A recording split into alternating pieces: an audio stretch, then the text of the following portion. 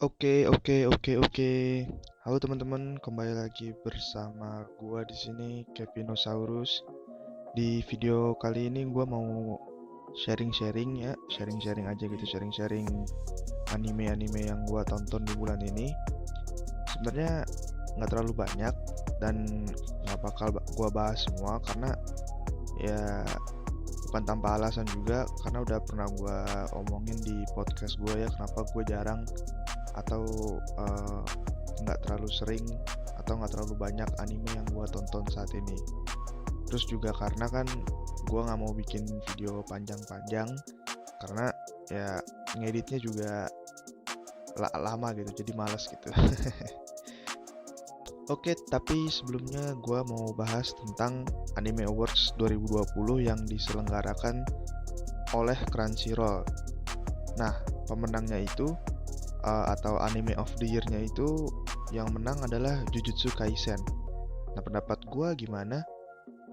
Kalau gue sih nggak setuju ya. Nah, nggak setuju kenapa tuh? Karena menurut gue itu lu nggak bisa gitu ngasih title atau ngasih pemenangnya ke anime yang belum selesai gitu. Karena kan Jujutsu Kaisen ini kan masih berlanjut gitu, masih belum, istilahnya belum selesai lah season 1 gitu.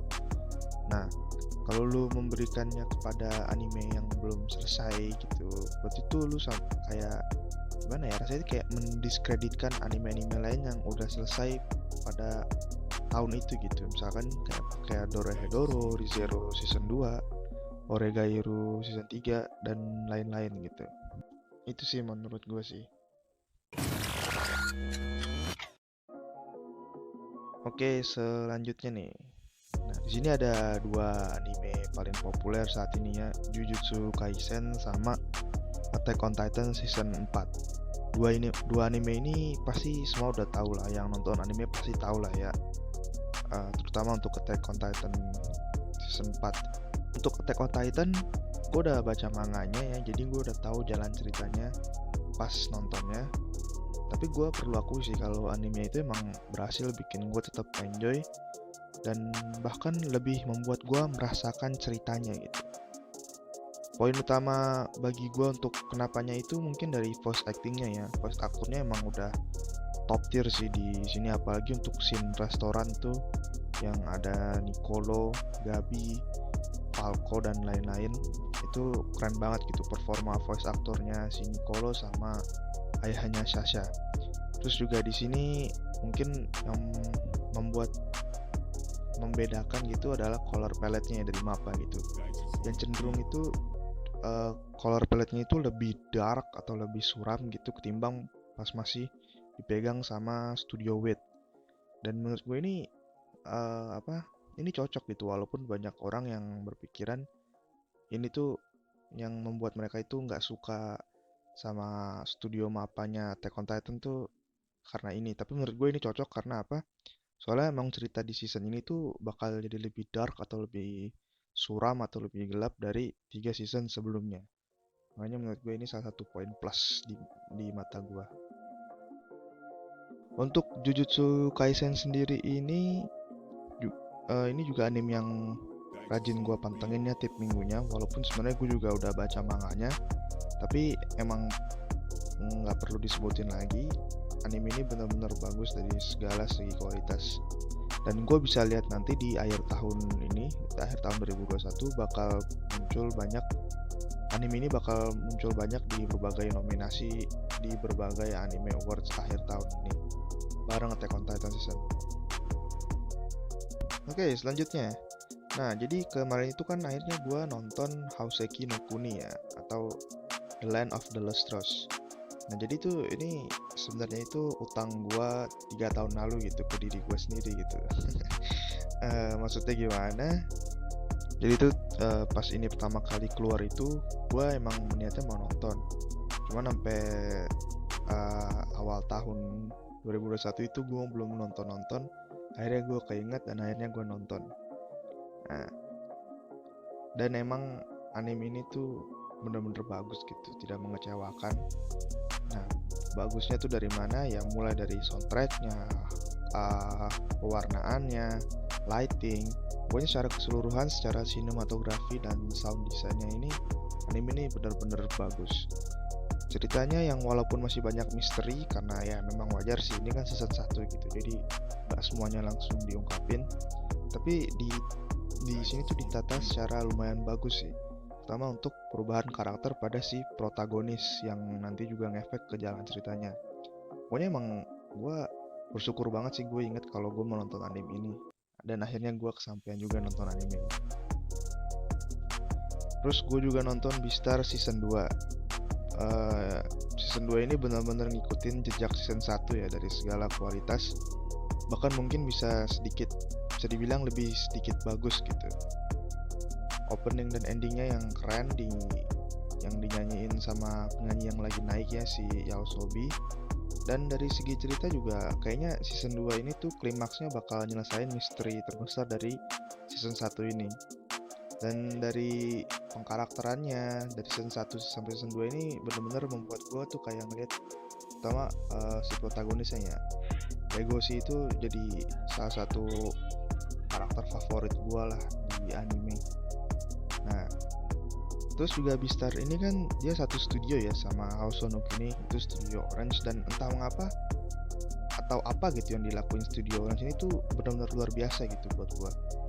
Soalnya mereka itu ngangkat kata adaptasi ke level yang berbeda gitu. Karena kalau dilihat dari manganya, Beastar sama Houseki no Kuni ini kan bukan manga yang bagus-bagus amat gitu dari gambar lah. Tapi adaptasi animenya itu yang nggunain CG. Jadi kan dia animenya CG ya, 3D gitu. Jadi mereka itu nggunainnya dengan cara yang unik dan nggak biasa, tapi bagus gitu.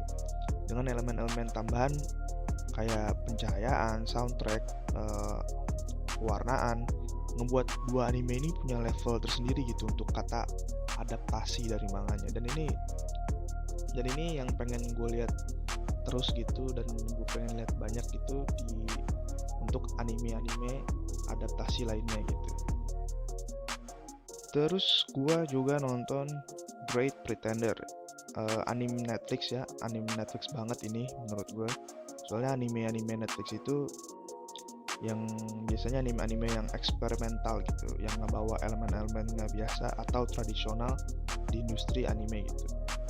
Tapi walaupun eksperimental gitu belum tentu bagus juga, karena kan namanya juga eksperimental, jadi pasti ada hit dan miss-nya gitu. Misalkan yang miss-nya itu kayak Death Note atau Blemo gitu, yang pernah tayang di Netflix, yang diproduksi Netflix juga. Atau hit-hitnya yang kayak Devilman sama Carol and Tuesday. Nah, ini kalau Great Pretender gimana? Ini hit sih kalau buat gua. Nilai unik dan plus dari anime ini tuh dari backgroundnya ya, yang gimana ya? Backgroundnya nggak biasa sih, dari penggambarannya ya. Nggak biasa tapi bagus dan unik gitu dilihatnya. Emang soundtracknya yang bener-bener mantap gitu. Openingnya tuh just catchy parah openingnya ini, dan gampang banget terngiang-ngiang gitu di kepala gue. Dan endingnya yang nggak tahu dari mana gitu, tiba-tiba pas gue dengerin di episode pertama yang nyanyi Freddie Mercury gitu. Ini kan keren banget gitu pas gue dengerin. Untuk ceritanya sih mirip-mirip kayak film Ocean 8 gitu, atau No You See Me itu, tapi tanpa sulap-sulapannya. Dia tuh mereka nge-money heist gitu, cuman mereka nggak nyolong atau rampok langsung gitu duitnya, tapi mereka dengan nipu-nipu orang gitu. Pokoknya intinya ini keren, gambarnya keren, musiknya keren, intinya anime ini bagus. Terus gua nonton ulang Hyouka ya, gua rewatch. Ya seperti yang gue inget sih, Hyouka benar-benar persis. Gambarnya bagus, karakternya bagus. Terus endingnya ya Hyouka gitu, endingnya Hyouka.